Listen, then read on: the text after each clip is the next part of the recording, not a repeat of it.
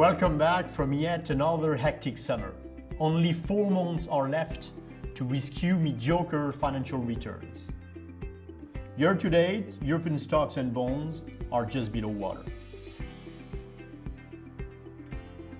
Global growth has become less synchronized, hence the greater dispersion of asset performance. US stocks have crushed Chinese ones. In bonds, Spain's beating Italy. And emerging markets have been under far more stress than developed markets. Fed tightening is the underlying cause of early troubles, but idiosyncratic factors, mostly political, abound. As a long-term investor, we tend to downplay political noise, but right now it is deafening, and we haven't seen much capitulation flows except in the US dollar. We see 5 key drivers into year-end.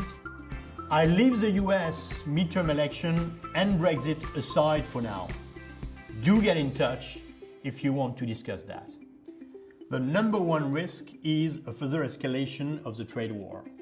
The focus is on China, as the US may tax 200 billion of exports.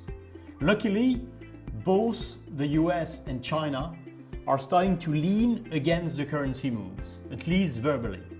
But verbal intervention may not be enough if the US delivers new tariffs. Mind that they're also mulling tariffs on autos, where Germany and Japan are very exposed. Then there is Italy. The budget plans in late September will open up discussions with the EU. Immigration is another matter of tension. The stance will remain confrontational into the European election in spring. Local banks have been buyers of BTPs recently, as foreign investors have been selling. Those worrying trends will not reverse before we see cooperative efforts from both sides. Finally, the Fed. Rate hikes in September and December are likely. Policy normalization has started to bite into one great QE winner, EM markets.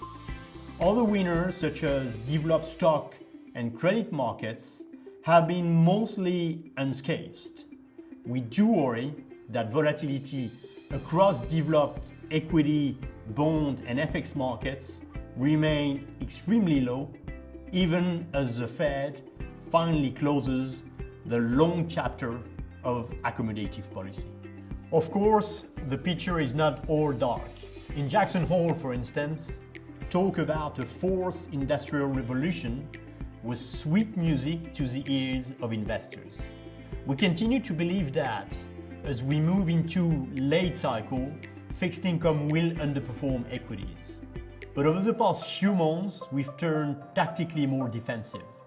We stay long cash, but have reduced our overweight in equities and our short duration.